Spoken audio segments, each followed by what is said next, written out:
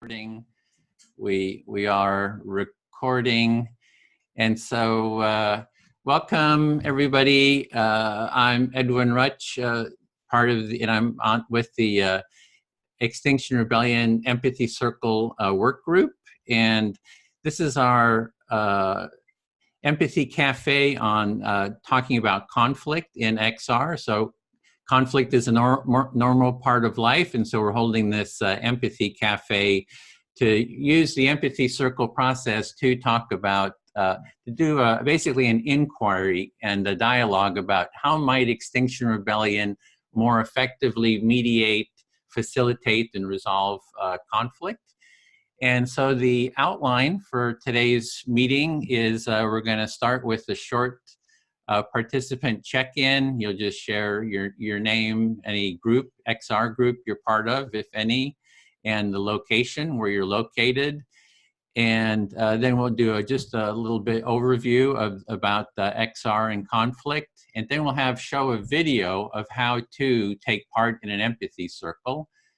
And that'll be about 9-minute video. And then we're going to go into the breakout rooms for maybe about 70, 80 minutes. And we'll be talking about the topic, and then we'll come back and debrief. We're going to go for 2 hours. And if there's anyone that can stay for longer, we'll have sort of an overtime session of about 30 minutes, just to, we'll pose some questions and we'll kind of get some feedback. There's a document that you're seeing posted. There's a link in the chat window. If you go down in the window in the screen here, you can click on the chat window. It opens a window on the side, and there's a link there to a Google Doc. You can put any contact info there. And during the breakout rooms or at any point, you can take notes there. So it'd be really great if you write down any sort of insights and ideas or notes about what's being talked about. Because when we meet at the end, because we're going to be harvesting all this, and we'll be, sharing this, and you'll have a documentation there. We can also put it on the web page too, so to gather those insights. So to begin with, perhaps we can go around. I don't know, Phil, do you want to call on Sure. people? I'll just model it. I'm Edwin Rutch. I'm with the Extinction Rebellion Empathy Circle work group, and I'm in the San Francisco Bay Area. Okay. My name is Bill. I'm also with the Empathy 10 team and the XR facilitators. I'm taking the facilitators training. John, would you like to introduce yourself? Oh, I'm in the Bay Area as well. Sorry. My name is John Roth. I'm in Arkansas. It's my first time here. Excited about it. I guess that's enough, is it? Sure, that's fine. Whatever you feel comfortable with. All right, Bob. I'm Bob Brown from Thousand Oaks, California. And I read in the paper today that Jane Fonda is spearheading a climate protest event and movement in Los Angeles. So I'm going to be part of that. Great. All right. And please forgive me. I'm giving a pre-apology. Sheila, is that right? Or how do I put it? Huh? Shayla, like Sheila. Oh, Shayla. Shayla? Yeah. Okay. Yes. All right. Shayla, thank you. All right. And would you like to introduce yourself, please, Shayla? So I'm Shayla. I'm from XR Lisboa in Lisbon, in Portugal.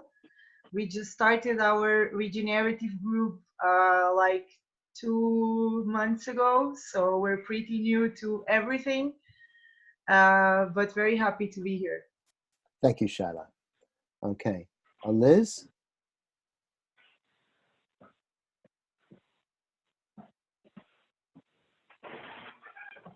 Okay, sorry about that. Hi, I'm Liz. I'm from XR FOCO in Fort Collins, Colorado, USA. Okay, thanks, Liz.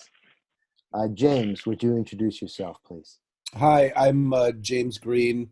I'm in Syracuse, New York, and I've been organizing empathy groups in a number of ways. Thanks. Great, sure, thanks. Mateo, could you introduce yourself?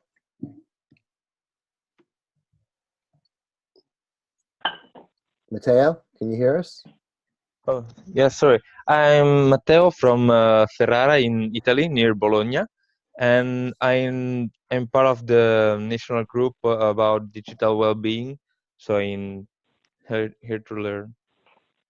Thanks a lot. Okay, Andre? You're muted, Andre. Sorry about that.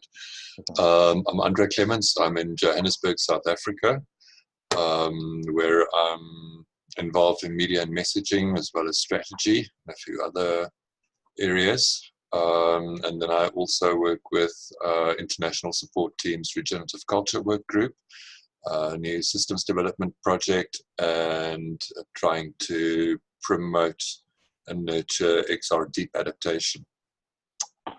Thank you. Over. Great. Thanks a lot, Andre. Joe? Hi, I'm Joe. I'm from Wales, near Cardiff, in Cardiff, and I'm part of the Future Democracy Hub. Andre, I don't know if you've been yet. Okay. No, Andrea, Okay. she hasn't. Yeah. Andrea, could you introduce yourself, please? Yes, my name is Andrea, and I'm from Nuremberg in Germany, belong to the XR group there, and I've been into this kind of work long before I started with XR. And I'm also on the, working with national groups around region, culture, and DNA. Thank you. Thank you, Andrea. Marta? Hello, I'm in Ireland, in Cork, part of the groups here, Regenerative Culture, and also the Empathy Circle Working Group. Great. Lou? Hi, I'm in Northern California in the United States, and I'm part of the Empathy Tent team, and I've been doing community dialogues using Empathy Circle practice for about a year in my local community. Thanks. Alexandra? You're muted, Alexandra. Alexandra, can you hear us? You're muted. Okay. Oh, we're going to kind of move on until Alexandra figures that out. Oh, Alexandra? Oh, she's getting help. Okay. There we go. I still can't hear you. Okay. I think Liz is saying turn up the volume. Something's happening. Okay. All right. Well, let's go on. We'll come back to Alexandra. The two Alexandras. Okay. We can't hear you. If you can hear us, we can't hear you yet. We can't hear you. Can't. No. Okay. Who's that? Alexandra speaking. Chandra. All right, good. Please introduce yourself. Okay, so I'm Alexandra, and Isabel is with me. We are from Lisbon, Portugal, and we are working on XR on the regenerative group. Great, thanks. Welcome, welcome. Glad to have you. Okay. I'm also doing the talks and trainings group. Okay, thank you, Isabel. Sinead? Hi, I'm Sinead. I'm in County Clare in Ireland. I'm the Regenerative Culture Coordinator in Ireland, and I'm also part of the SOS group, other bits and bobs as well, political strategy, and throw my weight around in all kinds of places. So, yeah. Hi. Okay. All right. Well, nice to have your weight here right now. Thank you. All right, Nina.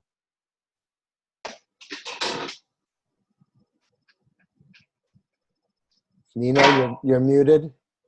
There. Okay. Now we can hear you. Hello, I'm Nina. I'm the mother of Joe.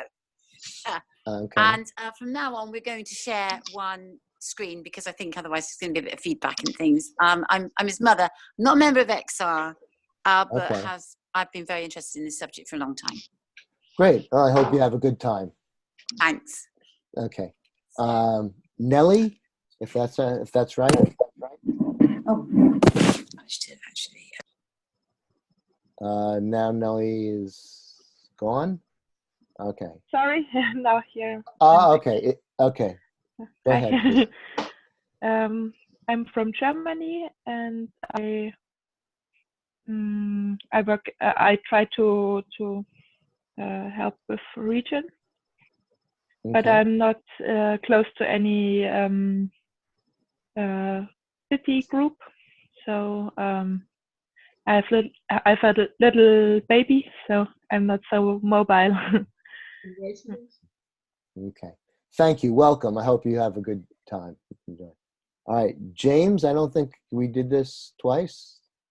I already introduced myself. You did. I thought. Okay. Thought I might be. Okay. Al X. Al, can you hear us? Yes. Hi. Sorry about that. I'm Al with XR South Bay, which is in the Bay Area of California. We've got people spanning the whole Bay, so I can't say one city per se. Okay. And I'm just here to learn, really. Great. Welcome. I hope you have a good time. All right. Thanks. Now, great. And I do have a blank box with no name. Is there anybody who has not had a chance to introduce themselves?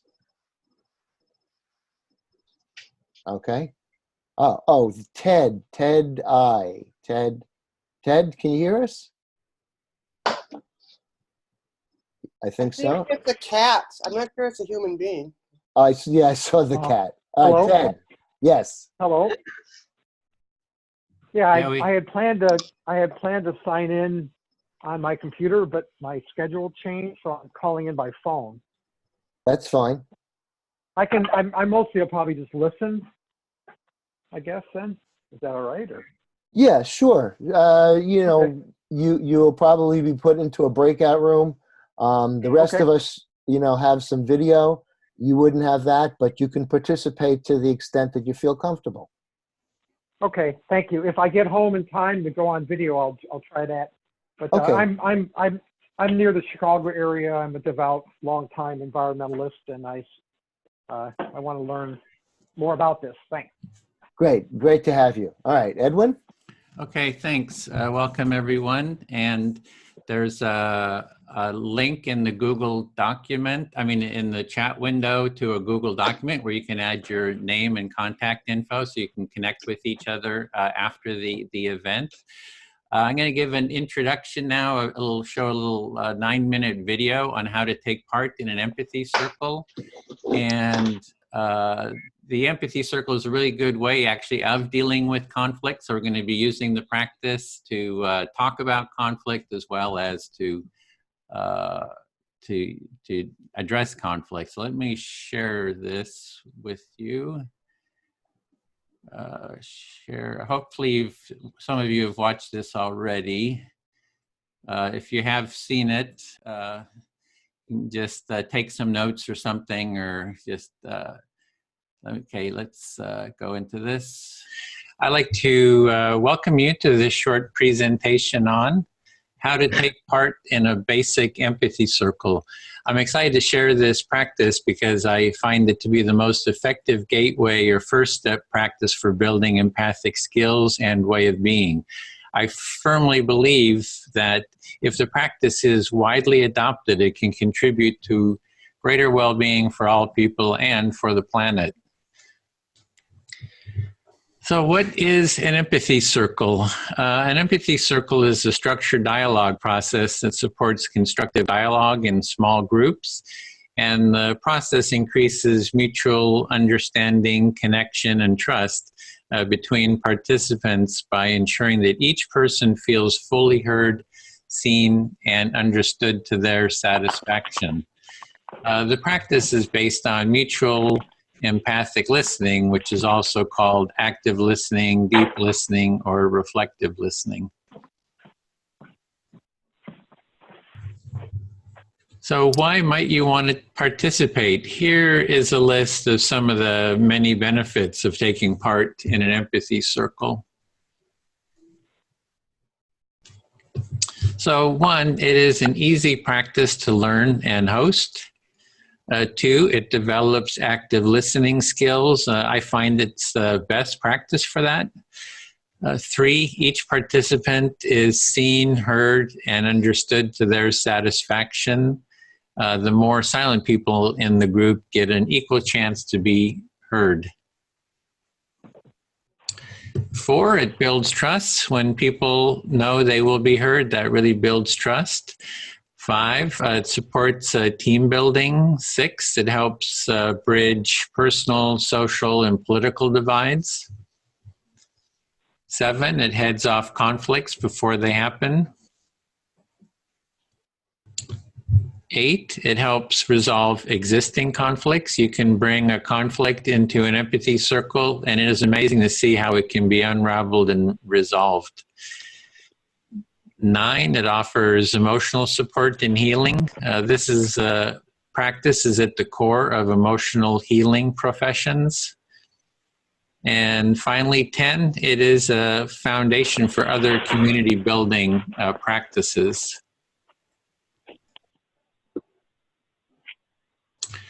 So next, let's look at the step-by-step, how to take part. An empathy circle starts with 2 to 7 participants. Here on the screen, we have 4 participants, which I find is an ideal number.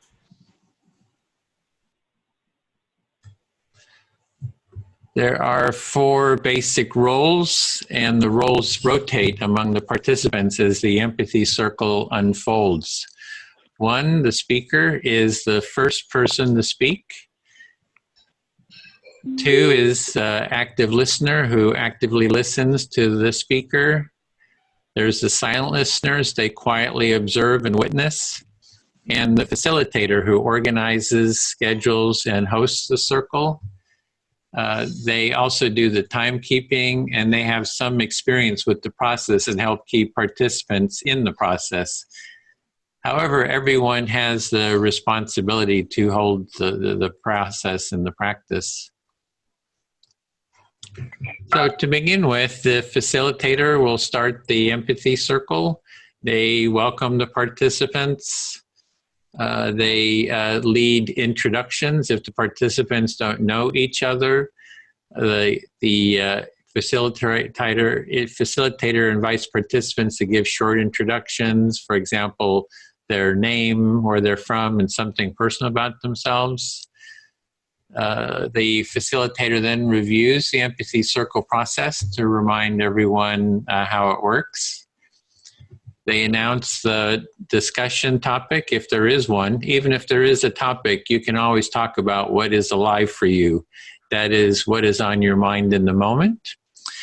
And 5, they set the speaker time limits, perhaps 5 minutes, for example. And the facilitator then asks who would like to start to be the first speaker. So at that point, the participant volunteers to be the first speaker. As speaker, you select who will be your active listener, and you can select anyone that you want. You speak about the topic given or whatever is alive for you, and so you'll speak a bit until you have maybe expressed an idea or two, and then you want to pause to give the active listener a chance to recap what they understand that you are saying and feeling. If you say too much, the listener may have difficulty in reflecting it. As the active listener, you are listening to the speaker to get an understanding of what they're saying and what is important to them.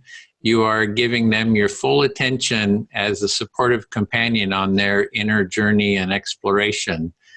When the speaker pauses, you recap your understanding of what they said and how they feel by reflecting the essence of that in your own words.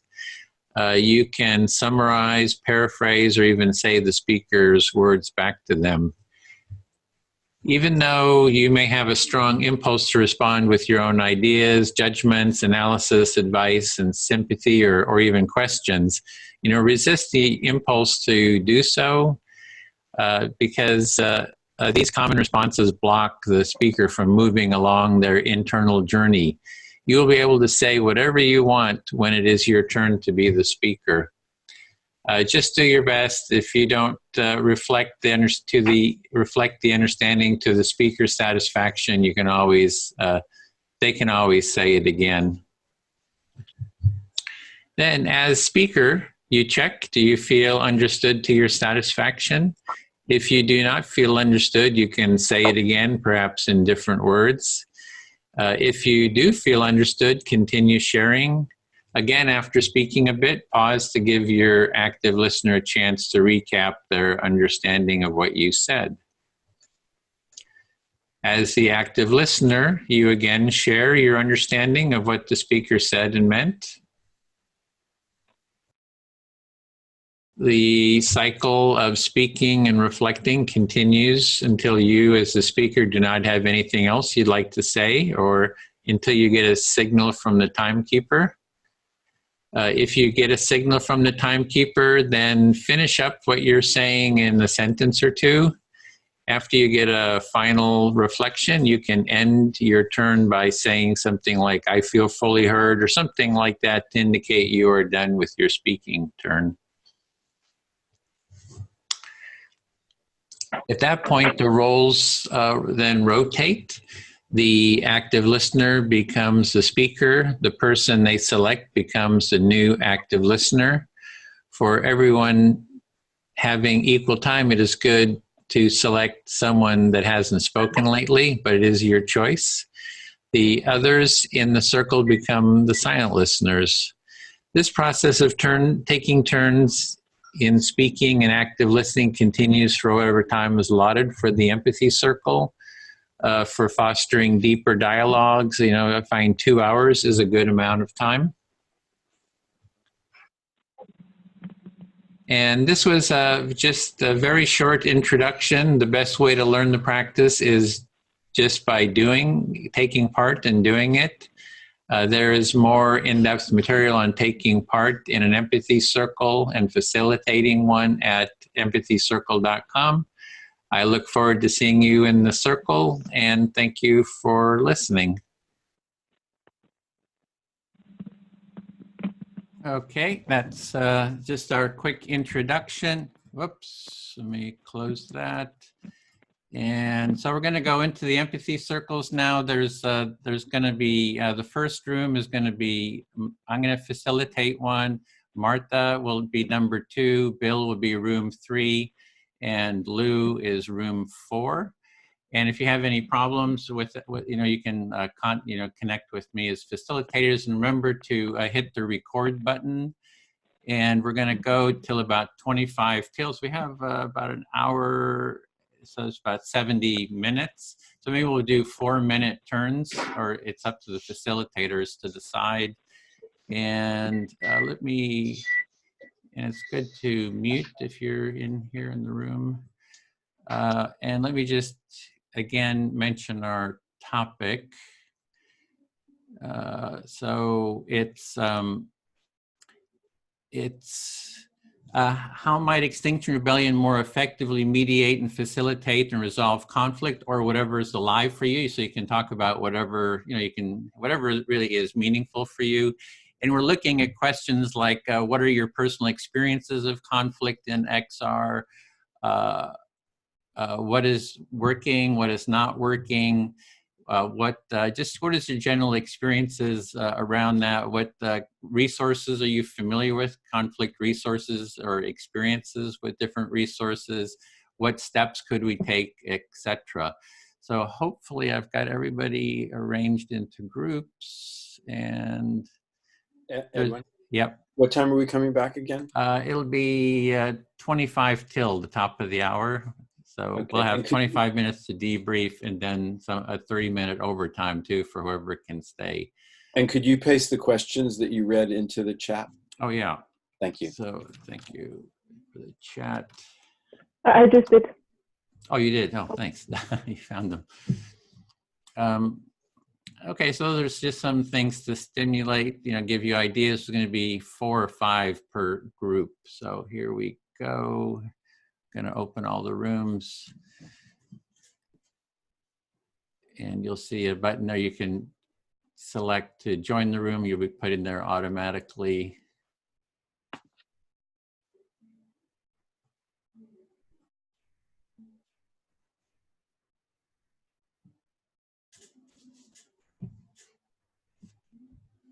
Okay, so let me get the stopwatch here. Unless someone wants to take time. Jeanette, are you up to timekeeping or? No, I'm not up to timekeeping, Edwin. Okay. Sorry. Let me do that. Bring up the stopwatch here. Give it 4-minute turns. Set. Okay. So if someone would like to start, speak to me, and I'll just model the empathic listening. If whatever, any of those topics, whatever's up on your mind. And you get 4 minutes.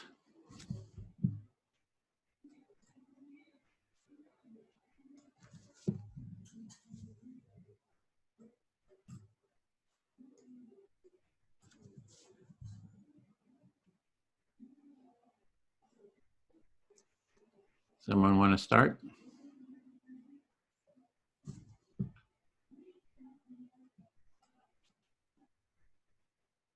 You're muted too. Celia, I see that you're talking, so. Sorry, now, yeah? Yeah, go ahead. I was saying that I would prefer not to be the first one because it's my first time, but okay, I'll do it. Okay, so I'm hearing that you don't really want to be the first one because it's your first time, but you're willing to step up and do it. Yeah, I'll do it. Okay. So I've been personally involved in a kind of a big schism here in Lisbon, in XR. It was a very tough process for me. We started as XR, but then last year, but then after the first International Rebellion Week, that was pretty much managed by one collective only here from Lisbon, of older activists, I would say, that are doing this for a longer time, but don't follow the 10 principles. We had a big schism between the people that wanted to be only XR and the people that wanted to be XR and part of that collective also, because that collective was asking for exclusivity. Can I say it like that? Mm-hmm. Okay, let me reflect back. So I'm hearing that you're in Lisbon, is that? And that there was, XR started up, but there was sort of a schism, a split between those who wanted to be very XR oriented, and it sounded like a group that wanted to kind of do something different. Yeah, precisely. And so there was this schism. I was very personally involved in that because in the beginning, I thought it would be possible to manage both situations, both groups. But then at a certain point, when I saw that the 10 principles were being disregarded, I said, no, I'm XR. So me and very few of us, we kept on, pressuring what was the coordination at that time for it to be very aligned with the international movement. And trying to build the movement also enough that we would have people not from that collective, but new people that would come for XR and for the 10 principles. So we managed to do that. We created a group to start a conversation about restructuring XR Lisbon, following the 10 principles, because every decision making was made by that collective and not by the whole group, and that was seen like treason, Okay, well, let me reflect that. So you kind of came down on the side of staying with the XR 10 principles, and you started organizing around that. But when you started doing that, the group that was the collective, they started seeing you as being a traitor, or that you're treasonous. And so finally in November, after a lot of work, we managed to finally not resolve, I wouldn't say resolve the conflict, but the people that weren't wanting to follow the 10 principles, they just got out, which was very bad for the morale. And also we don't have hands enough right now. So we're trying to rebuild the group from that. But at the same time, it's very good because the environment now is good. We actually have, sorry. Okay, well, let me reflect that. So, so what I'm hearing is that you did get clear on the 10 principles. Some people left, but then when they left, you had some kind of a shortage of people. But you do find, it sounds like you do find it good because it's kind of a sense, maybe a sense of clarity about what the mission is and the values and the principles. And that's the 4 minutes too. So that's your time. It'll come around again, so you get to add some more. And I'll speak to Sinead. Sinead, sorry. Are you there?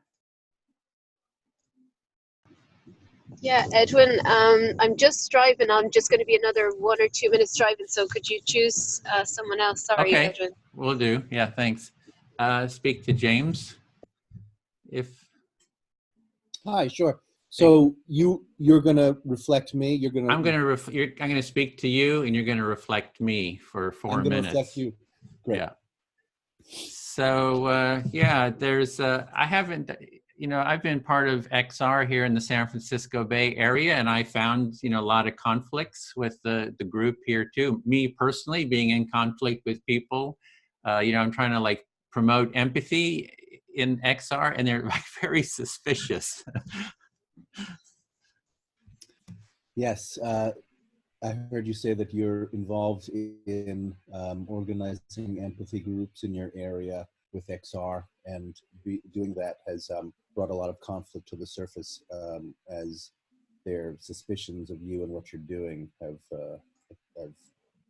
gotten in the way. Yeah, exactly. And some of them were like really tense. It's like they're calling up, what are you doing? You're trying to hijack the group. It's like, what's going on? And it was like, I was like yelling at them because they were like saying, what are the 10 principles? Can you prove this? And, so it was really quite nerve-wracking. They accused you of trying to hijack the group. They tried to, they were asking you questions to kind of determine whether, your knowledge or dedication to the actual organization or principles, but asking you the 10 principles, and you found it nerve-wracking. Exactly, yeah. And then later on, I said, oh, how about we do some empathy circles? And then it's like, no, we don't have time. We have enough empathy, stuff like this. So it's been a real kind of a struggle to even bring empathic, practices into XR, locally in the San Francisco area. But I'm still working at it. I'm still talking to people, still trying to, build, support and relationships. So they yelled at you and told you they had enough empathy and they didn't want any more. And you're still pursuing relationships or ways that you can, be involved where there are people who are receptive. Exactly. And then, but who has been receptive is we started working with the Future Democracy Hub in the UK, and they've been just super supportive. It's been like a dream to kind of work with them. That, we added empathy circles to the curriculum of activities on the Future Democracy Hub. So there's different groups within XR. Some are very supportive, some are not. So we've been kind of just creating, connections with the people who are supportive. So you, after your experience with this group that's close to you, you found a different group in the UK called the Democracy Project, and they've been very receptive, and it's been completely different. And it's you said it was like a dream, like it's you're working with them, and they want to. They're on the same page about. Yeah, very supportive. And so, we're moving forward with that and been holding different empathy cafes with XR internationally. There's, like you see, there's a bunch of people interested. So there is support, and we're kind of working with the support and trying to expand the empathic. And I think a lot of it is people just don't understand, what we're talking about. And I do feel is once they understand it, once they've experienced it, that there'll be sort of more support. So some people understand, some people don't, and you want to find a way to help people understand the work you're doing so that there'll be more support for it. Mm-hmm. Yeah, I feel fully heard, and that was my 4 minutes. All right. And so now, did you say that I choose someone? Now you choose whoever you want, but it's good to choose someone who hasn't spoken yet. Sure. It's your choice. Sure, I'll choose Andre, if you're open to listening. All right. So, wow, what a great opportunity. I am a very strong proponent of empathy groups as a way to work through conflict, personal or political. And I share a lot of the sentiments and experiences that Edwin has already mentioned about my intentions not being understood as I've tried to organize empathy groups online or in person in a number of different contexts. I've been doing this for a long time, at least 10 years. And so the XR specific context is mostly unfamiliar to me, but I was heavily involved in Occupy. So to me, I'm imagining there's some similarities. And you might want to give him a chance sorry, to James, reflect. can I stop you there for a moment? So, James, what I heard you say was that you're a strong proponent of empathy circles, and it sounds like the intention there was saying that you really believe in empathy circles. You listed some of the ways that you're involved in. So I wasn't quite clear on where, but I do know that you said that the XR context for empathy circles is new to you. And that's as much as I'm confident about now. What have I missed? No, that's fine. You got me. Thank you. So empathy circles can be done in a number of ways, different ways, and the details of the empathy circles that I'm involved in, or the agreements, are slightly different than happen here, but the principles are the same. Okay, so empathy circles can be different in how they apply the practice, but the underlying principles is what unites it, is the same. Yes, I really think that this practice of paraphrasing is essential for bridging conflict and facilitating dialogue across differences, so that we are not just trying to convince each other of what we believe, but we are instead joining, slowing down to understand what is being said, and then looking for ways to join on our similarities. Okay, paraphrasing is critical for, in your view, how we get to slow down and actually attend to the communication, and how we navigate the space to actually connect and communicate. Yeah, I would say it's essential to understanding what's being said, rather than just trying to convince each other of what we believe. Right. So it's essential to actually, I could use the word perhaps internalizing, or getting the meaning of what's being communicated. Yeah. Does that feel right? Yeah, and there's just one last piece that's important to me, which is that it helps us to have dialogue across differences. Dialogue across differences. So it helps with the bridging and when there is difference. Yeah. Thank you. I don't know if that's time. Okay. Yeah, that means the 4 minutes is up. So. Great. If you held that up, I didn't see it. So okay. Okay, I must be honest. I've not lost track of. Is it Shyla that still needs to listen? Yeah, I'm here now. Yeah. Okay. Ready to listen. Yeah. Sorry, my screen's just gone weird. I find that having to speak almost as like a monologue very difficult. Much better at having something to respond to. Having said that, I'm very interested in conflict. I believe it's probably one of the spaces where we can learn the most. And I think that learning is a very important part of what makes an organism alive. So you're not the most comfortable beginning with just speaking like monologue. You're more comfortable, you find it easier to respond.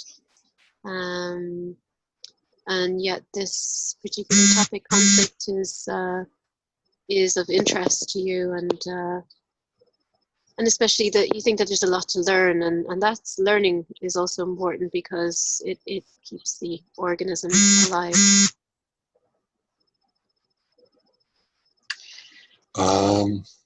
Yeah. When I start thinking about conflict and looking at the questions,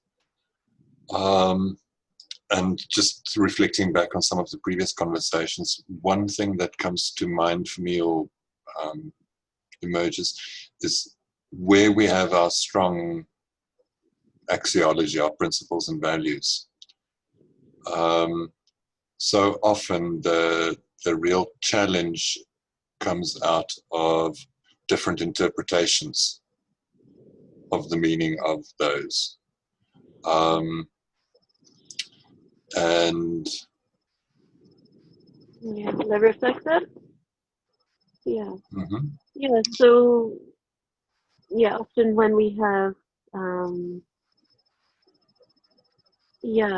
I guess I don't know if it's an agreement, I suppose, in some way on principles. I guess you're referring to XR in particular. You were thinking about the questions that were there, and I guess when we have that, then there's still the interpretation. There can be differences, and there may be conflict when people interpret they interpret things differently. Something different. Yeah, I think the different people having different interpretations is the core thing that emerges for me there. At the same time, I'm also aware that I don't think conflict is necessarily something to be avoided or overcome. I think sometimes there's important different perspectives that is held in conflict. And I think perhaps empathy is a route or a tool, something that helps us be able to, I use the word navigate in our posts publicly on Facebook. So I think empathy is perhaps a good way of navigating conflict without necessarily resolving it or solving it, and still being able to get the value without doing damage to our togetherness. So conflict is something that doesn't necessarily need to be avoided in your book, and maybe there's something to be gleaned even from seeing those differences, and empathy might be the key or the core, or at least certainly a tool that can be used to navigate the conflict. nuance, I suppose, without avoiding it. Yeah, and it feels like that's what I have available at the moment. I don't think there's anything more that I feel compelled to add to that. That was 4 minutes too.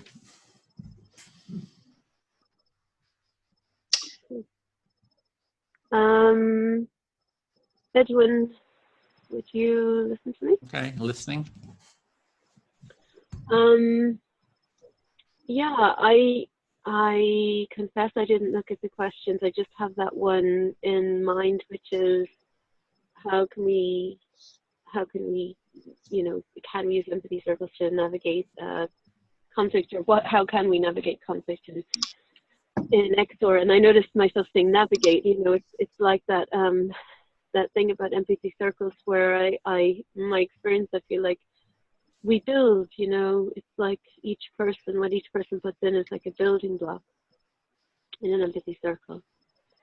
But yeah, I'll turn to the question if you want to reflect that bit, and then I'll turn to Yeah, the so question. you're kind of using metaphor. You didn't look at the list of questions. But the kind of what's coming up sounds like you're saying metaphorically, it's like navigating conflict is how you're seeing it. That we're sort of navigating. I think it was another piece after that I missed. Mm-hmm. So, you know, how can we navigate conflict in XOR? You know, very much wouldn't be about conflict resolution, which is a word that people use. I don't think it's about that. I think it's about absolutely accepting it and knowing that it isn't a bad thing, and making sure that it's part of the culture to recognize that, you know, I suppose to take responsibility for it and to walk towards it, in terms of, yeah, navigating and learning. Yeah, absolutely. So it sounds like it's like you want to, you know, walk towards conflict, sort of address conflict and not try to avoid it, and really sort of face it and take responsibility for it. And it isn't part of our culture to do that at all. And, you know, I'm kind of in a place at the moment where I keep reading books, and I'd never read the back of books. I have this thing, I just pick up a book and I just somehow just go for it and I read it. And they're all about like colonialism and white man coming and sticking his values all over the indigenous people. And you know, it's bizarre. You know, it's the same kind of root under, or at least I'm seeing that in every book that I've read in the last, you know, 6 months anyway. And, you know, I feel like there's such a strong need for change right now. It's so intense in me as a woman, I feel. But, you know, I can't speak for men or all women, but I feel like it's part of the woman, the feminine aspect of me is so driven towards, you know, change. And I find that conflict is inevitable if we're going to make this this place different. Then we're going to come across people who, you know, and in ourselves, situations where it is one way and we need it to change, and that's a bit uncomfortable for everyone. so you're saying that from the reading you're doing, you're just seeing sort of this, I guess it sounds like a tone of sort of a domination culture, if I'm putting in those words, and you're seeing a need for change, and that to make that change, it sounds like where everyone has a voice, or you get a voice too, it's going to take sort of a confrontation with that. It's going to take conflict and confrontation is. Yeah, confrontation, interesting. I wonder about that. I don't know. I think confrontations are probably likely, but I don't know if they can be avoided. Certainly uncomfortableness and, you know, unease and words like that come to mind when I think about the how it is to change. So it was change was the core of what you're talking about. So there's a need for change from that sort of domination culture, and that's going to take different feelings of unease and sort of need to take responsibility and sort of face those. Yeah. That was the time too. So, yeah. Thank you. Okay, then I'll speak to Celia. Celia, I guess. Is that? Yeah. Okay. Yeah, there's sort of this thing about sort of the philosophy of empathy, not empathy, of conflict. You know, how do we really think of conflict, and how do we sort of address it? And yeah, just kind of sort of thinking about that. Is it my turn again? No, I'm speaking to you. You just reflect back. Okay, sorry. Okay. Can you rephrase it? Yeah, please? so I'm just thinking about sort of the philosophy. How do I relate with conflict? You know, in my family, conflict was sort of pushed under the carpet, right? That you just, and so you kind of avoid conflict, and so that's sort of my sort of upbringing. So you're reflecting on conflict itself, the concept of conflict, and you're also reflecting about how you see conflict since your childhood, and on your family, conflict was pushed aside, something that you shouldn't go there, something that should be avoided. And Yeah, exactly. And so I think in terms of maybe what Sinead is talking about with, if we live in sort of a domination culture, you know, how do we address it? How do we transform it? And it seems to me that the way to transform it is through empathy. It's like you can't just fight domination, but you have to sort of empathize with it. You know, so I'm sort of imagining doing, you know, empathic direct action, where the idea is to engage in dialogue with the powers that be. It's not like, you guys are terrible, you guys are horrible, let's sit down and talk. And if you don't want to talk, well, we're going to kind of take some action to kind of bring you to the table. That was a lot, yeah. So reflecting on conflict, and this idea that conflict is unavoidable, and that we can actually use conflict as a way to transform society, using empathy as a method to do the bridge between, in this case, us activists and the people that hold the power. And instead of blindly judging them, we can actually be empathic, because they are in this place of power, taking these decisions. And if we can empathize with them, we can easily get them on our side. It's a bit more that it's shifting to sort of an empathic mindset. In fact, this is sort of a model of it right here, right? We're sort of modeling, everyone gets heard. It's extremely time consuming. It takes a lot of time. You got to have a lot of patience. And that's maybe why people are kind of into more authoritarian, let's move and get things done. But it's to engage the powers that be, the social powers, into an empathic dialogue, so it's mutual, so all sides are heard. So with the politicians that we do, empathy circles, and that's sort of one of the demands. So you're saying that more than just getting the politicians on our side, we want to have a culture of empathy, so it's larger than getting people on our side. It's actually engaging ourselves and other people into listening to each other, which is very time consuming, but actually it is the way to establish a conversation that is going to have depth between, in this case, politicians and us activists. So it's more about the conditions of the talk that we have, more than getting people on our side or convincing people of something. We want to establish a real empathic relationship between people. Exactly. I feel fully heard. Thank you. That was my time too. So you just select whoever you want to speak to. Oh, Your turn. James. Okay, yeah. Go ahead. Okay, so regarding this conflict that I was talking about here in Lisbon,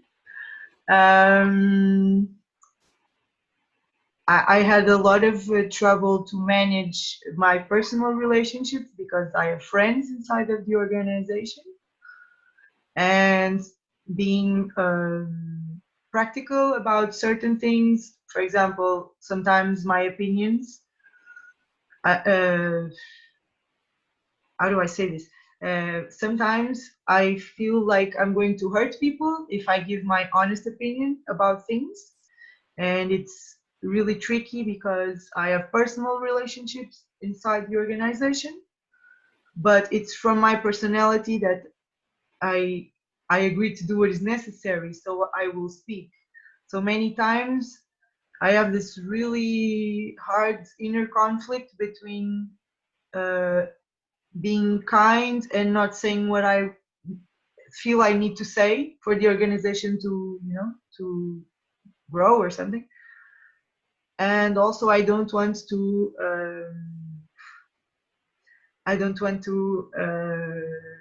hurt anybody, or because I feel that many times when these conflicts they come to the surface, they are very easily associated with something personal, with our egos. Yeah, so I heard that you have an inner conflict around when you're speaking in these organizations. You both want to speak truthfully and in a way that is going to actually create movement in the organization about what you think is really best for the organization to understand. At the same time, there's another part of you that has concern for just maintaining the personal relationships you have with the people that are important to you, and you don't want those kinds of that kind of feedback to be taken personally and to offend them. Yes, and I believe that is transversal in conflict, either in our family or in XR or in society. There is always this conflict, this inner conflict of what you can say and the way you can say it, and so that it doesn't hurt anybody, but there are things that are going to be hurtful. So how do you manage that? How do you manage that internally? How do you manage that in a collective, in a group? It's really hard. I find it really, really hard. And I feel I have been seen as a conflictive person because of that, because I have the impulse to speak my mind. Okay, so use the word transversal, and I'm guessing you mean that it's like a dynamic that applies to both the personal situations and political situations where you want to be able to speak your mind and find a way to navigate the emotional responses that people have. You want to be able to kind of manage your own emotional responses in ways that are going to be constructive. And you found that when you do that, when you've tried to do that, it hasn't always been successful. And so people have thought of you as a conflict maybe creating or liking person, that you're confronting things, and I'm guessing that that's causing some problems. Yes, that's causing inner problems. And on a political level, for example, it's okay. At a time. It'll come around again.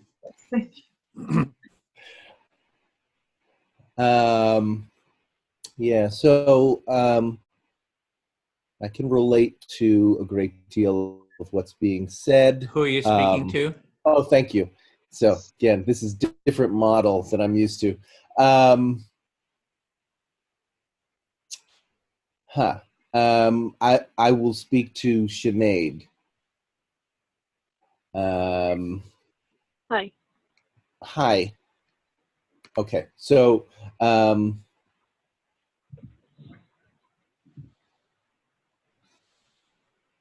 yeah. For me, when I do empathy work, an essential part for me is to find the similarities in what people are saying to my own experience so that I'm finding ways to create connections and join with them. So I am and I also like to name those. So the person I just spoke to, Sheila, or Chella, where she was talking about trying to manage her emotions and trying to navigate when other people are offended. And so I find that that is a priority for me, especially managing my own emotions so that when I'm engaging in a conflict, I'm able to take responsibility for my own defenses and, you know, when I'm taking things personally and rather than creating more problems. So that's a priority for me, staying connected to my feelings, whatever I'm doing. And So can I just reflect there? yes. So you're saying that when you do empathy circles or the way you do empathy, you often like to connect to what the last person has just said so that you kind of find similarities and feel that connection. And you were saying with regards to yourself and your own situations when you've experienced conflict, that you find it important to be able to, I suppose, be aware of your emotions and manage them. Is that it? Yes, thank you. Yeah, I think conflict boils down to what I would call assimilating and discriminating similarities and differences. And so it just means that we're really good at identifying the differences. Like somebody says X and I have to say not X, and it's like almost instinctual. And so I find it important to consciously not only oppose but find the common ground. And that's not to say that differences are bad. It's just that we if we only focus on differences, we just create more and more separation. So yeah, that's a thing that I do when I'm working with conflict. I not just the last person who spoke, but everybody in the group. I'm trying to keep track of where are the similarities in the group that like hold us together. You're saying for you find that important, or it's something that you do is, well, you notice that sometimes when there's a situation that often there's a tendency to oppose whatever is said or an opinion and find a difference. But it's also possible to find similarities, and it sounds like it's usually possible to find similarities, and it's something that can be done to focus on what's the same. Yes, absolutely. So I'm involved in as a volunteer for the Bernie Sanders campaign, and I find that when I talk to people, I get a lot of people who bring in, who come to me and say they support Trump, and it's a challenge for me to find the similarity in those situations when people are talking to me. But I also know that if I just come back with them with the political program policies that I think make sense and that Bernie's supporting, it just pushes them away. So each time I try to get curious about what's important to this person. Where can I find like just even the smallest piece of common ground? So in the political campaign you're working on at the moment with the Bernie Sanders campaign, you find it a bit tough when you meet Trump supporters and they don't seem to be able to hear where you're coming from. So I guess it sounds like maybe you kind of take a step back and try to wonder a bit more where they're coming from. Yes, thank you. Thank you. I'll just take a look at the participants. Andre, are you available? Okay. Or is it Andre? Andre, me. Andre, hey. Yeah, I can really relate to what the others are saying as well. And I definitely would be a person to want to be able to hold my integrity and at the same time not hurt people's feelings. So at times that can be challenging because you might not agree with, a decision or somebody's idea, and you have to try and find a way to say, without saying, what the fuck you thinking? You kind of have to say, find a way to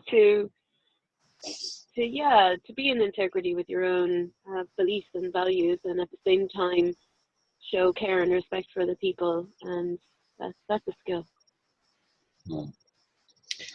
So what I'm, excuse me, hearing you say is that integrity is very important for you personally.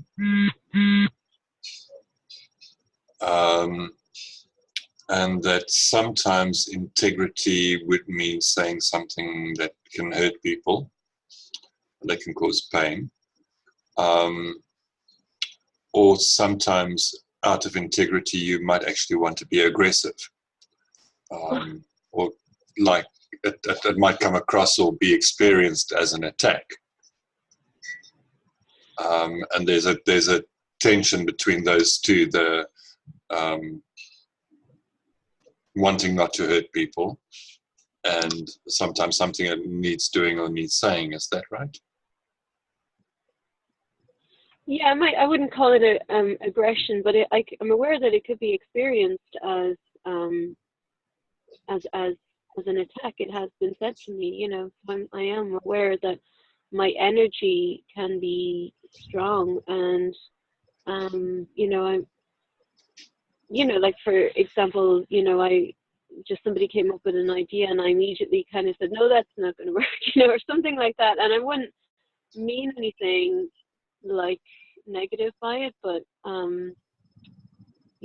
I'd also probably be right. It probably wouldn't work, and it wouldn't just be me thinking that, but it's just maybe the way I say it or the energy that I have. But anyway, I'm kind of going off the point that I wanted to make. So. Okay, well, I heard there that you kind of going off the point that you wanted to make. So I'm going to recap very quickly that you don't it's not necessarily an attack. Although it sounds like you're saying it might be experienced as an attack, even though it's not intended as an attack. And you're not sure about that necessarily. But there is another point you want to make. Yeah, I kind of, sometimes I just, I wouldn't say I just want to solve the problems, but, I do, thinking about how could we, what could we do about conflict in XOR? And I would love there to be a sort of a framework, with steps that you can take, like as in, here's the conflict document. I know there's loads of documents out there, but, one is, empathy. It is like, I've been in one of the conflict empathy calls with Edwin actually, and not in conflict with him, but in another person, we decided together that we would let's try and resolve this. So we contacted Edwin, and he facilitated like an empathy kind of circle, I suppose, between us, and we spoke about it. All right. Sorry, can I pause you there and just check? So you, in terms of the question of dealing with empathy in XR, it would be nice, or you think sometimes that it would be nice if there was some kind of a structure or formula for dealing with empathy, like we do have the documents. But it didn't sound like that was, you're very sure about that that's necessarily the best way of dealing with it. And you started with telling us about the example of a situation that you have been in, that you contacted Edwin with around doing an actual empathy circle. Is that right? That was a time too. Just want to give a heads up. Yeah. Will I finish there?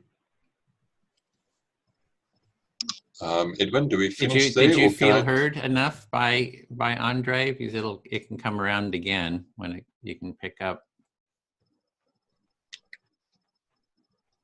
No, did you feel heard there? I know there's more, but it's just to hold the time. So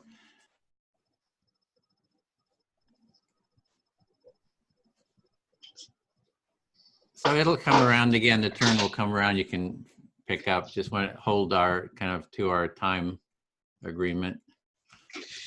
Okay.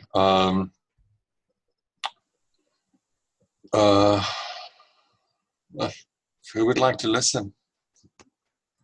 May I recommend is like 0 is don't want it to 5. If somebody wants to say, oh, 1, 2, 3, 4, 5, so you can. Right. And 3, 5. Okay, sorry, I'm not sure what the 1, 3, and 5 means. Oh, in terms of intensity of want to listen, it's like I don't care if I listen. Okay. 1 is okay. Celia said 3. James said 5. So it's still your choice. Well, in that case, I'll go for middle of the road and go for Celia. That's all right.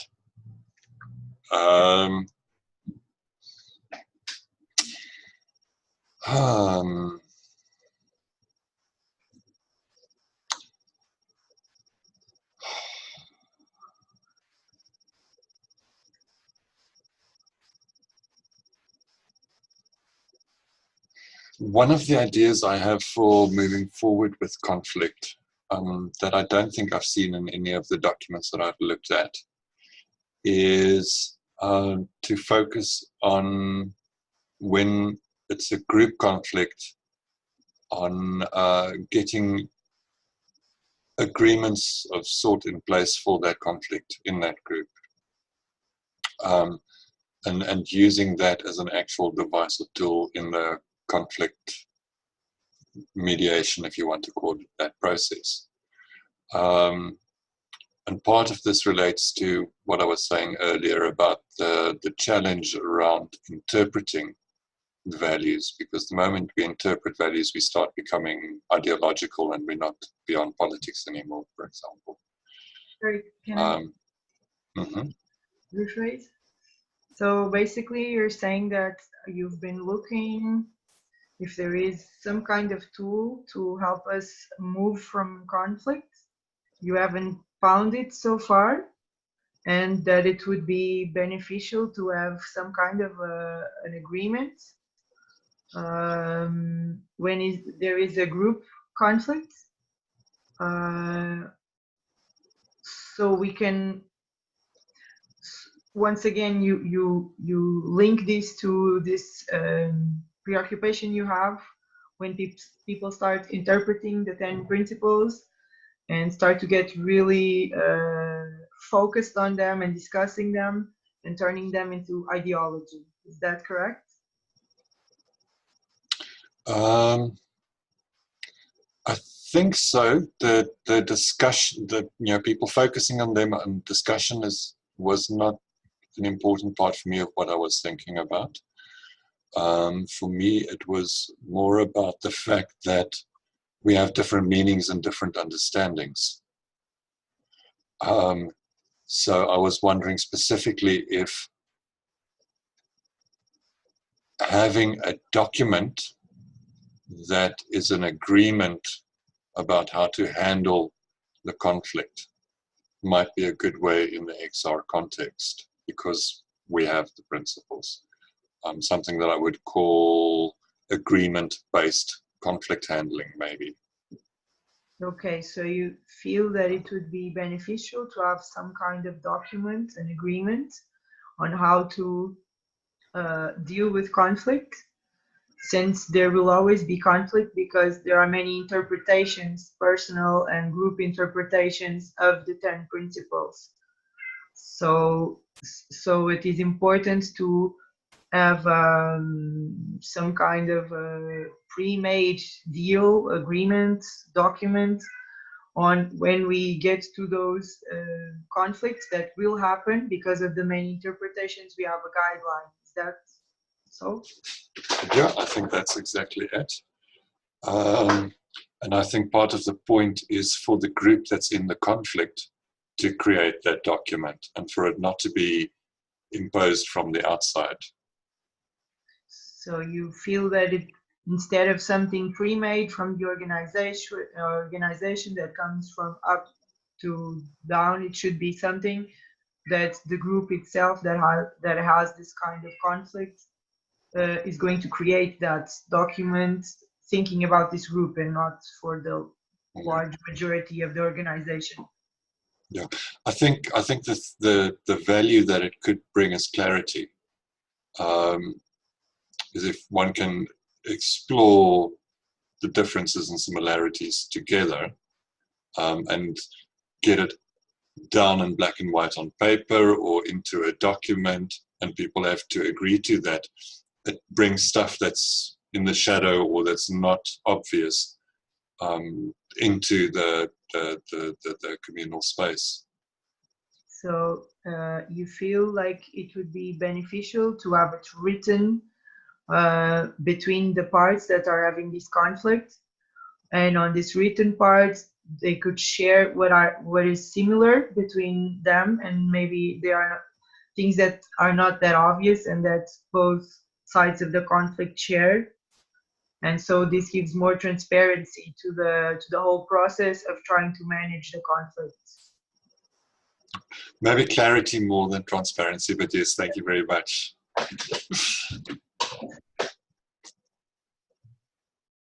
Oh, I have to choose someone now, right? Sorry, guys. Yeah. Oh, I'm going to choose Edwin. Yes. Okay, listening. Oh, I'm actually very relieved because I see that conflict is everywhere, not only here in Lisbon. And I've been very emotionally drained for the last few months regarding this conflict. And I was thinking about what I hope I'm pronouncing well, Sinead also said. The conflict here in Lisbon was quite women-men. The majority of the people from the old collective were men taking all the decisions. And the majority of people that spoke against this were women. And so this gave a whole other dynamic to the conflict itself. Let me reflect that. So what I'm hearing is you're saying by listening here that conflict is all over. So in a sense, you're happy to hear that because you're not alone. And that is what I'm getting, not feeling alone, feeling some connection. Yeah. And that with it's very draining, the conflict that you're having. So you're feeling quite drained by it. And you're just laying out that the conflict seemed to be about the men-women conflict. So the men being in charge was the old guard, the old group with, so you're just, that's the basic dynamics that you're observing. Yes, and I think those are dynamics, like Sinead said, that are, at this moment, I feel they are planetary. I feel that a lot of women are coming up and trying to speak up and trying to question authority, but at the same time, we were educated not to hurt feelings, and we were educated not to stir things up. So it is very hard when we do that. I felt that besides the conflict itself, there was this cloud over us, like you are dividing people because you're bringing this issue to the discussion. But it was the truth. It was in front of us. The people taking the decision were men, and they would have their separate discussions and all. And so for us, it was very difficult, but I think it's a I feel it's a planetary thing that we're trying to, the feminine side is trying to speak up, but we have no models of ourselves doing it. Either we do it in a man's way and get really aggressive, or we're too worried about taking care of people's feelings. So it's another layer to my inner conflict. Okay, so another layer to your inner conflict is you're saying that this male-female dynamic is actually global, and it's like, how do you sort of address this? How do you have a voice? And if you try to have a voice that you see as stirring things up, and so this is just a whole layer to really address, because you've got models of sort of fighting in a dominator role, but what is another positive, constructive model? Then you're not quite seeing that yet. There's no clear models. Yes, there are no clear models, and I think we have to model ourselves in this, because there are no references. And I'm very worried sometimes, because in these conflicts, I try to be nourishing. I don't know if that's the word I want to use, but nourishing towards the group. I want to say that I want to do this rebellion, this revolution with the heart, so in another way of doing things. But it gets really difficult on a personal level when I'm trying to say it all in once, when your interventions are taken personally. So you're really, since there's no models, you have to sort of create your own model, and you want to do it with the sense of care, and that it's hard to do that because your actions are being seen or judged as being disruptive. And so it sounds like you're kind of trying to struggle with like how to move forward with care, but also have your own voice too. And you have to kind of create the model, and you're looking for how to do that. Yes, I feel fully heard. Okay. Then James, could I speak to you? I'm ready. Oh, yeah. So I would say the first thing is with the new model, I do see that empathy, and empathic, kind of what we're doing here, is the model. So in this, we're here, everyone gets a voice, everyone gets heard to their satisfaction. So I personally see this as sort of a seed of the model. The model that we're using here, where everyone gets a chance to be heard, you see as the seed for a model that can be used for people who have conflict. Yeah, and for relating, not just a conflict, but how can we relate better? I just add that. It's not just a model. It's not just a model for conflict. It's a model for relating between people. And I do want to say that the things that block empathy are pretty much on the same for the male female. So this, some of you say, oh, we got to feminize everything. I don't really buy into that, because I see the female, I have plenty of family, female members who are not terribly empathic or block empathy in one way or another. So I kind of just see it as more generic. How do we have everyone feel heard, seen, and acknowledged, and take the gender out of it, and just, so that's kind of the route that I take. So you don't see you see that the things that block empathy are not gender based, but that they're generic. Yeah. And you want to take the gender difference out of how we think about how to connect, or what is getting in the way of connecting. Exactly. Yeah. And it seems that in terms of what Andre is talking about is, having those principles, core principles, I come to the empathy, if we can have an empathic state be our core principle, that can be a foundation, because within that basic foundation, you can kind of work through all the other values. But you got to have that common shared empathic space to work through it. And that's why, like with the political left-right, you know, I kind of do mediation between the left and right. And I don't, you know, it's not one side or the other is right, but if they just value the empathic dialogue, then the problems, all the different strategies can kind of get worked through eventually with time, if we give it enough time. So Andre brought up a question about agreements or principles that would allow groups to have dialogue, and the work of conversations across the political divides. You don't take a side, but you just kind of present the empathy as a way of dialoguing, or empathy as a kind of a state, way of being, yeah, a way of being that people can choose to enter, where they're open to hearing, and that by doing that, they can work it out, even if it takes a long time, but right. It works out. I would say I do take a side. I'm radical empathy. Right? So I take a very strong side that I am for empathy, because I don't see it as neutral. I think it has a substance and a presence of its own. So I do take that side. Yeah. So you have a position, a side. It's radical empathy, and that's what you are introducing and promoting.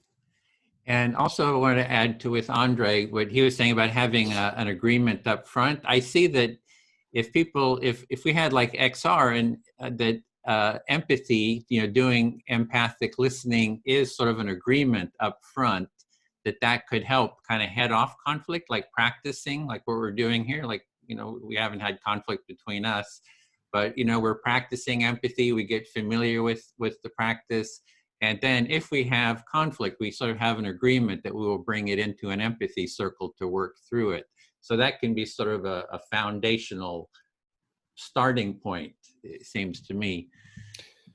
So working off of Andre's interest, you're saying that if we as a group come and say, well, we have a commitment to working through conflict with dialogue, if it arises, that is the foundation for learning or sharing this state of being empathic. Yeah, so it's a foundation for the group, and you kind of have to practice it. You can't just wait until there's a conflict and then, oh, we're going to do an empathy circle. You got to practice, put in your time like we're doing here, right? It can be time consuming. It can be, oh, I got other things I'd like to do, but you know, you got to put in your time and practice and build the foundation. So I guess that's what I'm, you know, if we could have like XR, it would be a foundational value principle. I think it would be a good foundation. So XR or otherwise, if you want to be able to deal with conflict, you need to start early, practice often, and then maybe you'll be able to manage some of it when it inevitably arises. Yeah, that's it. So I feel fully heard, and we're also at the time limit, so we're going to go back. So thank you so much, everybody, for doing this circle. Really enjoyed it, and thanks for the sharing. So I'm going to hit the button to let me see, close all rooms. So we have about 1 minute before we're thrown into the other room. In that case, I have a quick question for you, okay, if I might ask. Mm-hmm. So now what happens when suddenly something emerges that's like burning for me now, because I want to respond to what you just said, but it's outside of the process? You have to meet outside or come back next week. We're going to do the same topic next week. So I know I have the same thing. It's so much is kind of stirring. I feel the same way. Yeah, so we do. Yeah, we just have time limits. So that's the unfortunate aspect. But see you in the main room, heading over.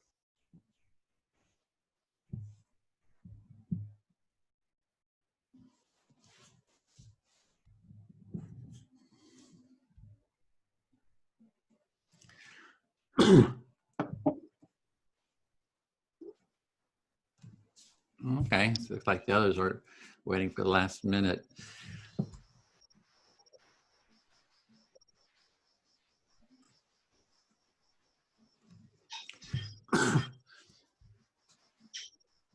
Okay, everyone's coming by. Welcome back, everyone. If you're like in our group, we're all chomping with more to say. So it's kind of a short time. We like to go for at least 2 hours, and with the topic of conflict, I think there's still more people coming. So with the topic of conflict, it's like you just need, I don't know, several more hours to just kind of get started. We do have limited time, so unfortunately we had to cut it short. And being a large group, we need more time at the end for debriefing. So we're now going to go into, I'm going to have 2 questions. So the first question is going to be just what's your experience with the empathy circle? And it can be like, what do I like? What do I wish for? And what if? Like what if is sort of like suggestions for going forward. And it's going to be just like a 1 minute maximum comment. And then after that, we'll do another round to debrief. And that'll kind of be going over time a little bit over. So if you need to go, you can go. If you can stay, well, it would be great to hear your debrief of what you heard, what kind of were the salient top points that came up. So with that, Bill, would you be willing to select people and time keep too on that? You have that Sure. great time clock there that rings. Yeah. Okay. So like a minute maximum.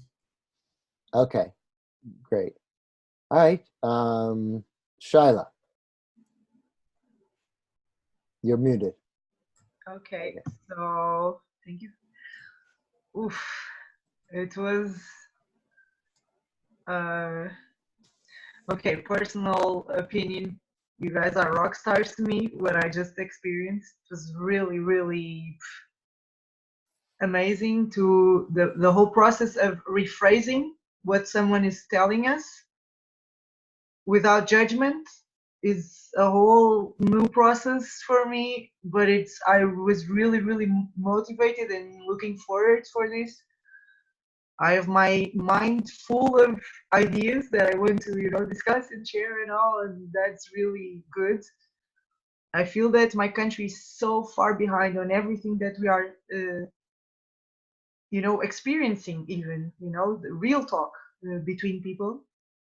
And I have a lot on my mind at this time, so I'm digesting the process, but I love the rephrasing of hearing and rephrasing. And it's okay. I thought it was the time. Yeah, that's the minute announcement. Okay, thank you. Andre. Like Shyla, I also feel that I need some time to process or contemplate this as being my first experience of an empathy circle. I am convinced, like I was before coming in, that I thought it would probably have a lot of value, and I'm convinced that it does. There are parts of it that don't sit comfortably just with my normal preferences and how I like to work with things, which is more open and less structured. But that comes partly from a very creative, very lateral background. So I'm still trying to make sense of all of that.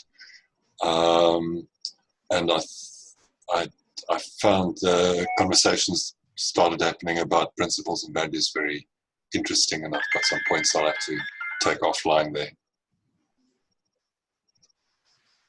Thank you. Thank you, Andre. James? Yeah, so in the group with Sheila and Andre and Edwin and Sinead, I would echo what Andre just said, that there was a lot to the short time that we spent together talking that I felt encouraged about. And I'm familiar with this process, so I'm not surprised that I felt encouraged. The paraphrasing for me is key, and sometimes it can be really difficult to just find a group of people who come to that one agreement that the paraphrasing is valuable. So we had that agreement, even if it wasn't written down on a piece of paper.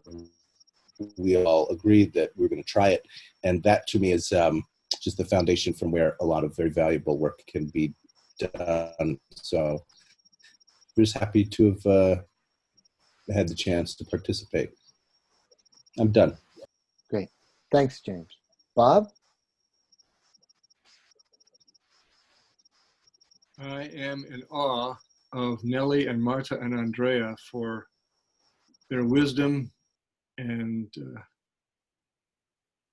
it was such a privilege to be part of that group and to speak and to listen and to be encouraged by what's going on and what possibilities there are for improvement in our planet. Thank you. Okay. Lou? I love watching people really listen to each other and try to repeat back what they understand the other people are trying to say. It's so heartwarming to watch people do that, and it fills me with a lot of hope. So I get a lot of joy participating. And then the other thing is I'm just talking about conflict and listening to the people talk about the kinds of conflicts they've been experiencing. I was just filled with lots of ideas that I didn't get time to express about how to deal with conflict effectively, different kind of strategies to use, in addition to empathy circle practice, or as little interventions that facilitators can do as part of empathy circle practice, that helps when people are having difficulty hearing each other. Great. Thanks, Lou. Liz? I would like to hear more about what Lou has up his sleeve. My experience was that it was really bumpy at first until I got into the flow of it. It's extremely hard work. I've done this, I think, 2 or 3 times. And it's very rewarding to train my brain to feed back with no judgment. And I felt supported and encouraged. My what if is, what if politicians use these tools? And what if we did coalition work using these tools, working with other cultures? Thanks. Great. Thank you, Liz. Matteo? I'm very grateful for this kind of setting in Empathy Cafe, and I came there. I was with Lou, so I think I need those more hints that he would like to give us, but has been very helpful to understand there are many ways in which empathy circle can be done. So yes, great. Thank you. Okay. Great. Joe and Nina?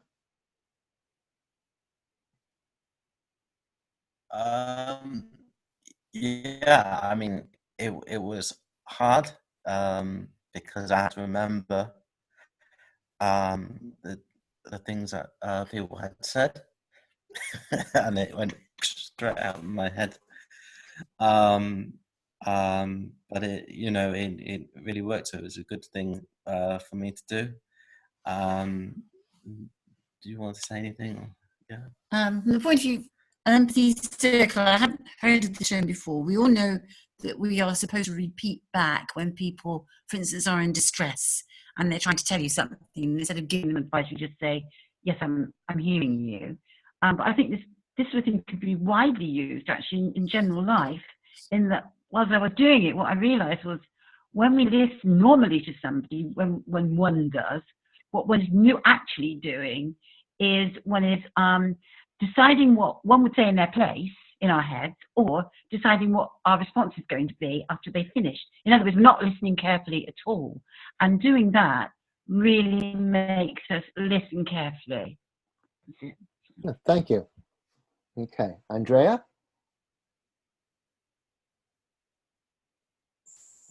Well, I really enjoyed our time together, and there's a couple of things that what you said, Shaila, I think it's really, it's so countercultural, and I think it's in all countries. So I just wanted to say that. And to André, I prefer more unstructured ways, but that is maybe because I have practiced, that accurate listening, and I love it when I see it happening, and it's so, and we to be pointed to that that we listen for something, we listen through filters. That in itself is so helpful. But then there's one thing, I really came here and I hope that I could watch somebody facilitate like listening properly to two people who actually have a real conflict, because we have in Germany, we've had so much,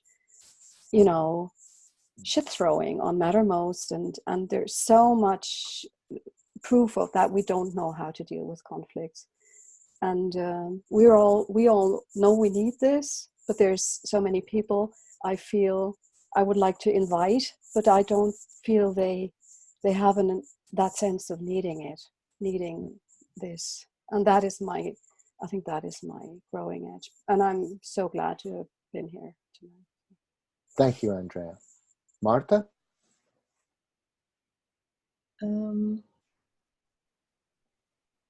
It was very special today. I mean, I love the method, but today was very special. I think we had an amazing group of brains in the room, and I wanted more. And I've learned that I can't facilitate and take notes at the same time. Or it's not, I can, but it's not worth doing, basically. And this thing about people thinking they don't need it, I think that's exactly what we need to rethink, because it's got nothing to do with needing it, but to actually want to show up for life. And I don't know if that, and so it's how do we entice people to actually show up for life? And then if they do that, they'll want to walk towards conflict. But a thing that Nelly said was about people need supports, and they need all else behind so that they actually can be vulnerable, that they're actually willing to even show up. So yeah, and many other ideas, but I'll leave it there. Thank you, Marta. Nelly?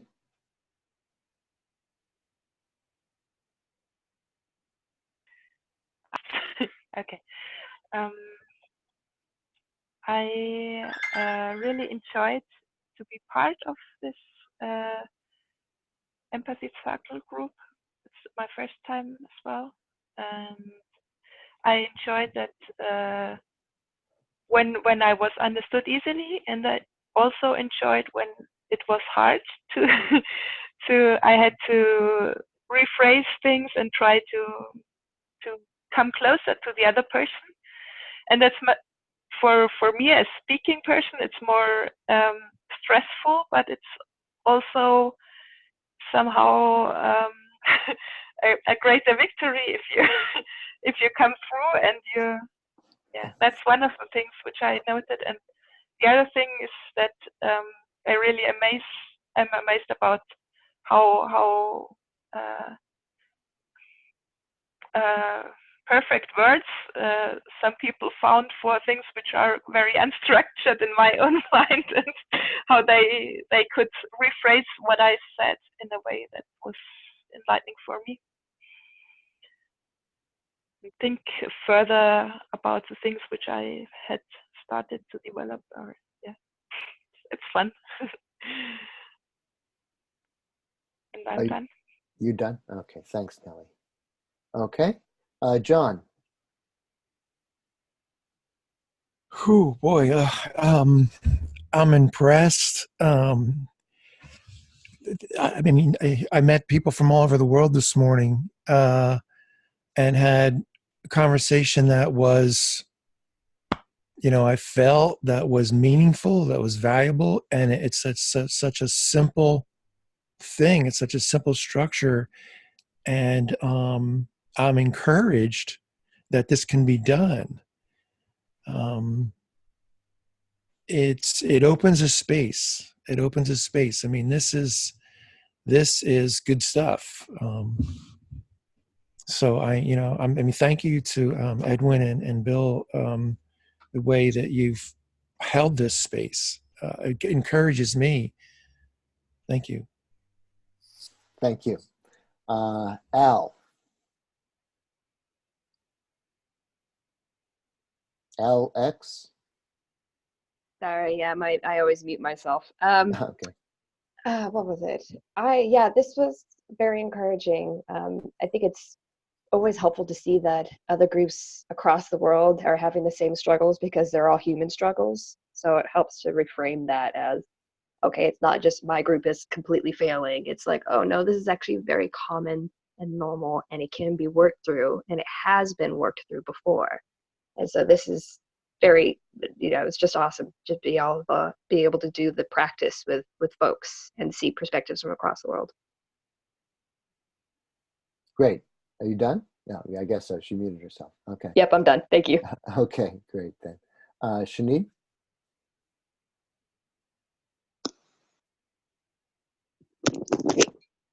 Right.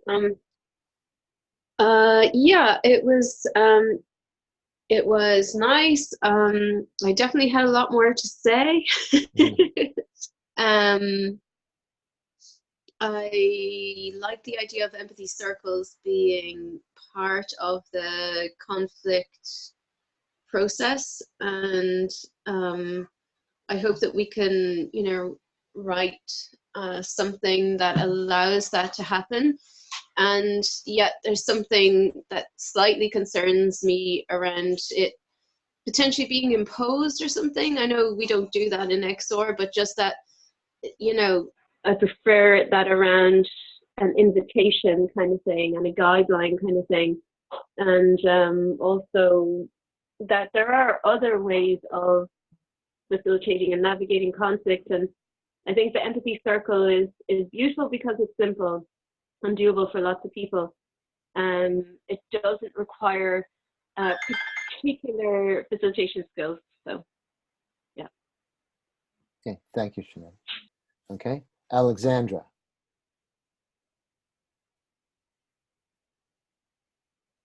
Hi. So I think it was great to have this experience. It was my first time. As Alex said, we also experience major conflicts here in our country, and it's nice to hear that it's not just here, but it's a human thing. And it was great to hear and to talk with Lou, because I think he's had a lot of experience, and it's really encouraged to see that with some more trainings we can achieve a better way to communicate with each other. And it gave us some hope that in the future we can overcome these very hard conflicts. Thank you. Sure, thank you. And I believe there's another woman with you, Isabella, was that correct? Isabella had to leave, okay. But okay. I think she has the same idea. Okay, sure. I just want to make sure that everybody has a chance. Okay, I'll quickly check out. What I find is there's a excuse me, a difference between 2D vision and 3D vision. And I think that this is one metaphor that might actually serve for is that when somebody reflects back to you, they're not necessarily telling you something different, but it's like having the extra information from two focused eyes. You get a different perspective, a depth perspective. And I think that is important. And I know that people are considering this sort of personal level with the political level, And I just want to make is if you notice that basically the powers of authoritarianism are trying to divide us. And so what this does on a very personal level, politically, is that it unites us. The joke I like to make is that you didn't know me 2 hours ago, but now you'd let me house sit. So thank you. Oh, great. Thanks, Bill.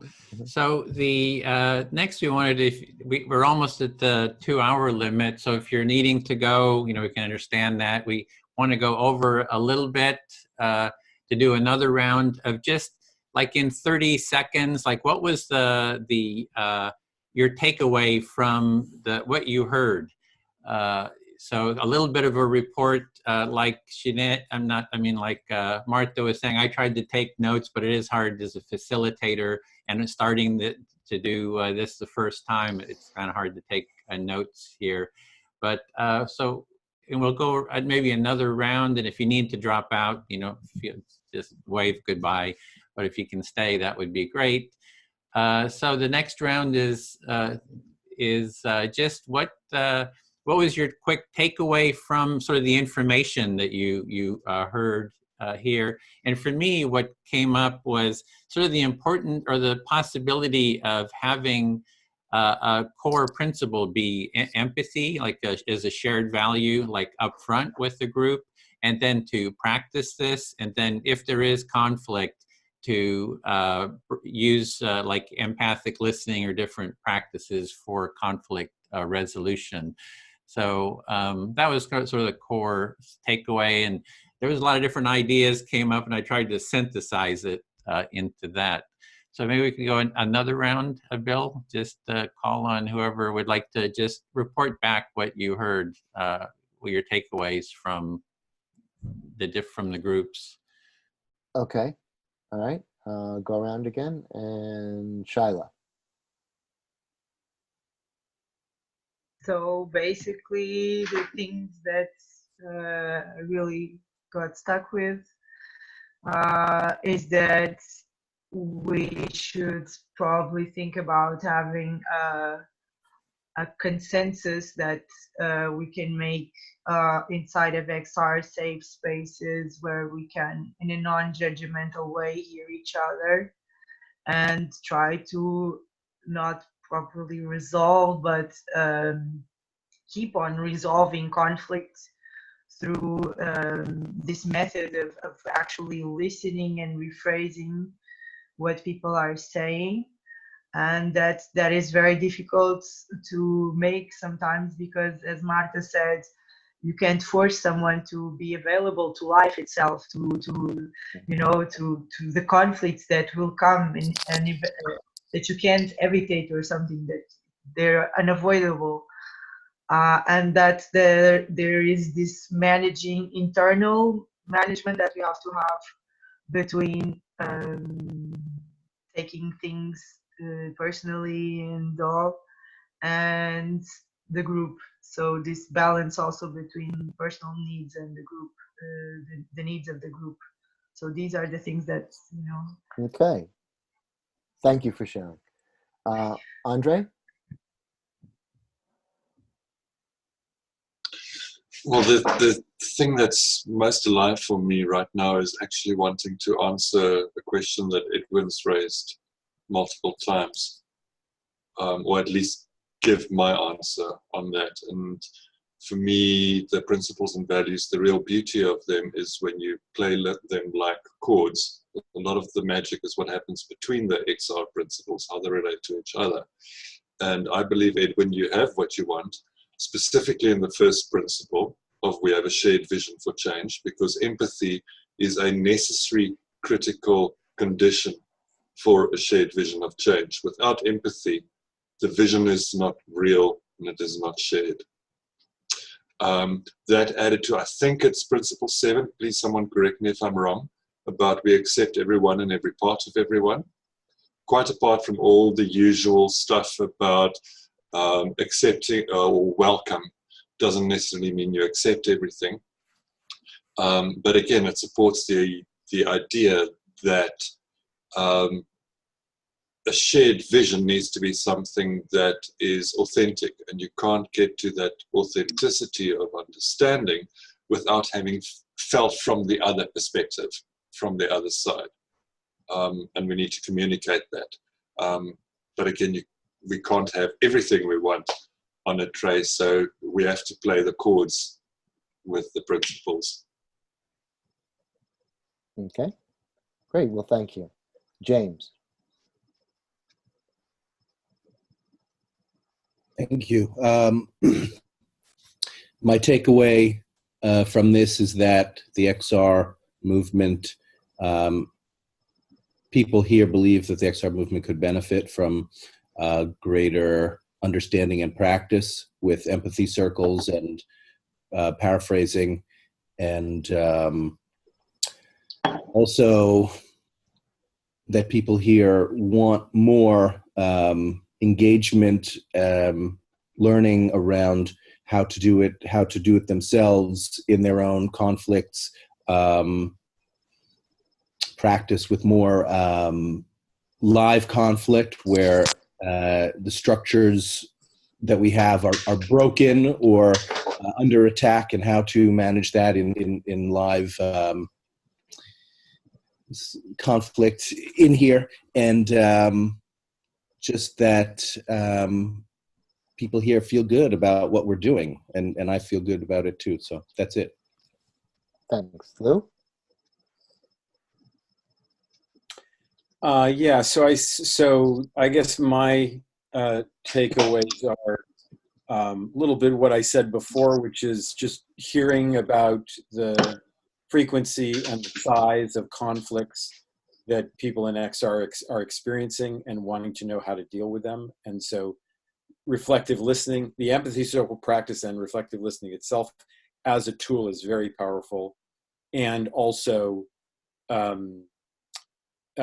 informations or strategies to use, training around what to do when circles get hot. So most of the circles I participated in within XR, like today, people are connecting, people are trying hard. They're not really in conflict with each other. They're getting to know each other, but they're not in conflict. What happens when you get in a situation that's hot? What do you do then?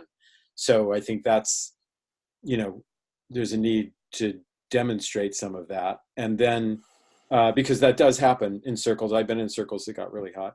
And then an insight that I had, which is someone said, what do you do when you're at like a citizens assembly and there are 30, 40 people there and people are really agitated, they have a lot of energy.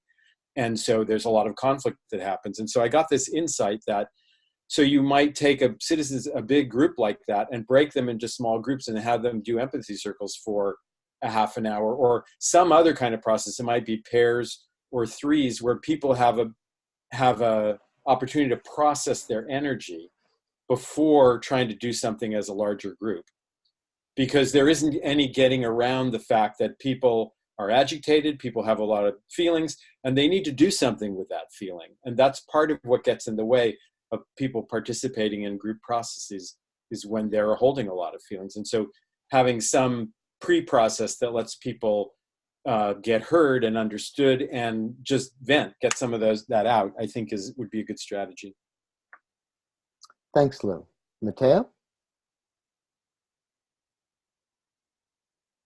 My takeaway today is that the empathy circle can be used as a tool in transforming conflicts, and is because previously I had them just like a tool to know better one with the others. So we used that to calm down, but with conflicts that were not among ourselves. So this can be used also in conflicts between people taking part on the same empathy circle.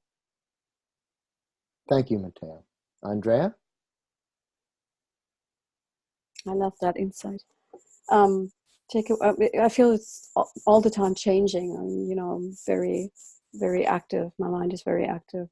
And there's one thing about the structure, I actually take away that it's a very good thing to have that kind of structure, even if it's not my preferred way of going, especially if I want to invite people in. And then another thing that I'm thinking about is this Dominic Barter quote that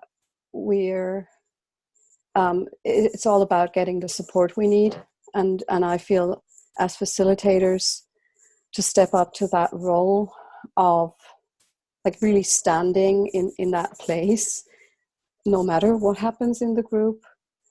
I feel that we need deeper containers. Like the people who are drawn to this need deeper containers to deepen their own capacity for this. So it's like something happening on the surface and something really, really excavating deep places where a lot of complexity and a lot of intimacy nearly can be held. So that is what I've been thinking about, and I would just love circles like this to become islands of sanity to do that excavation work also and get the support we need. Yeah, thank you. Thank you. Marta? So much. So yes, so we came to that conflict is the growing edge of XR, and either we get this right or there's no chance. It's like this is where the jewel is. That's what I feel about it at the moment. And so what came up for me, there's something that I'd like to brainstorm about the male, female, left, right brain, the whole thing. There's something there that needs excavating. And it also binds with, I wanted Sarah Payton's work. Ultimately, we are all traumatized in ways from our background and our experiences, and we're like a bunch of chemistry in here. And so unless we go to that soft thing, then we can't really support and hold ourselves. And how do we not tell this to people, but help it happen in the space? So I don't know. And also that in societies today, we're used to pathologizing emotion. And I realized this week that actually that's a form of oppression. And that the system that we're trying to let emerge requires that we work with that, because that's where the change in paradigm is as well, of letting go of that kind of oppression. I'll stop there.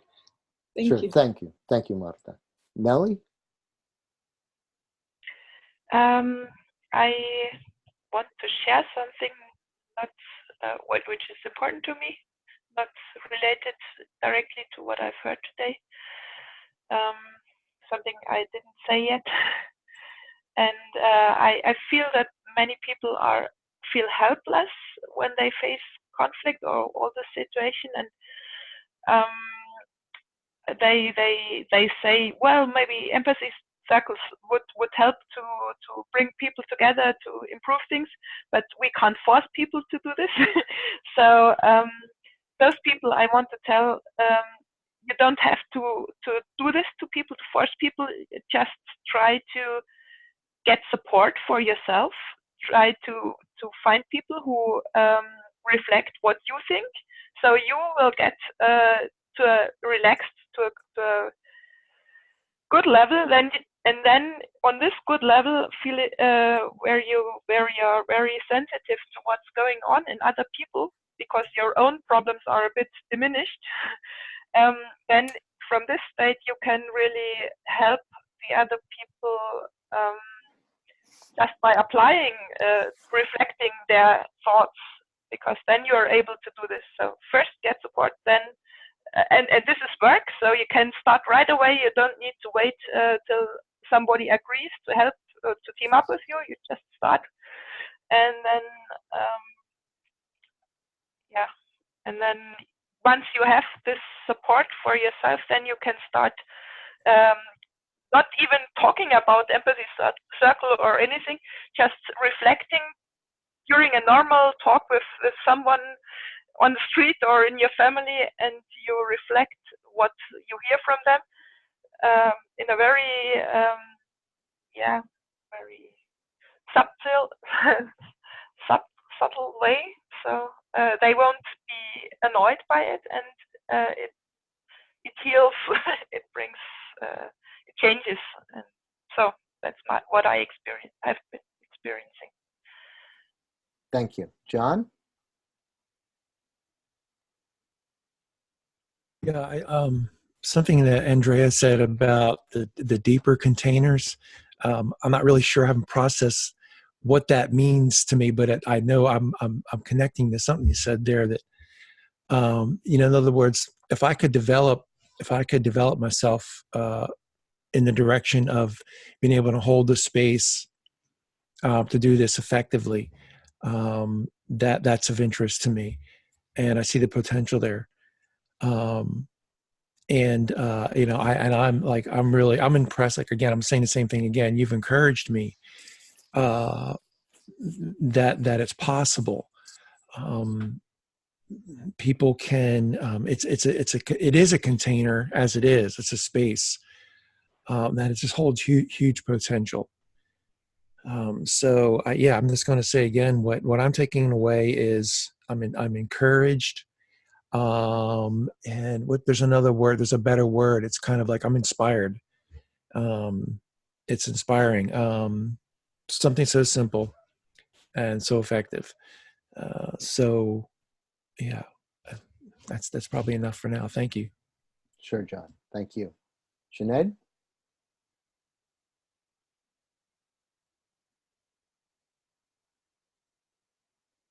Are you there? Okay. All right. So I've seen Sinead kind of coming. Oh, there she is. Are you there? Can you hear me? Sinead?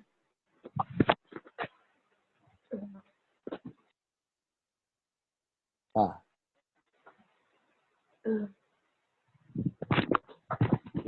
Just remove my call for me. You just up to the feet up. Okay. So you're breaking up, at least for me.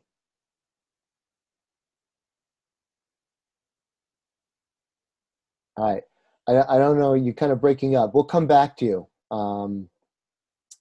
Okay. Liz?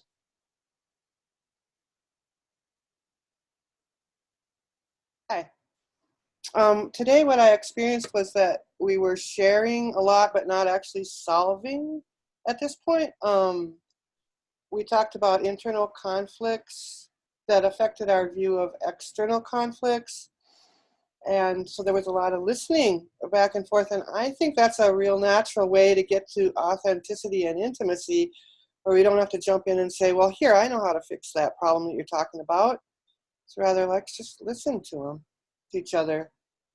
Without this empathy, somebody else said this, we won't find solutions. So I think we need to do this first, just listening.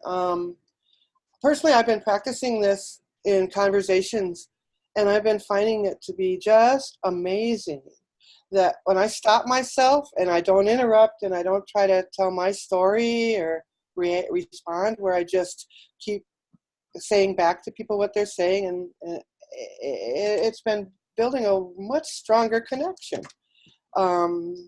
So thank you all for helping me practice and for being here. I love you all. Thanks. Oh, thanks, Liz. Okay. Al, X.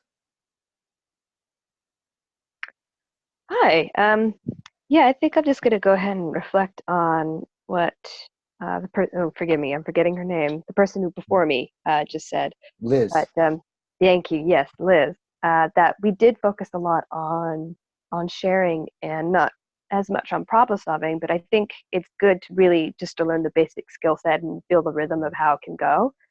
I hope maybe that we might have some sort of thing where we can maybe talk about more specific conflicts or types of conflicts, and maybe various strategies that have had success in solving those. But this was otherwise, again, like I said before, fabulous, and I really appreciated practicing the skill set in a very supportive area and group. Thank you. Alexandra?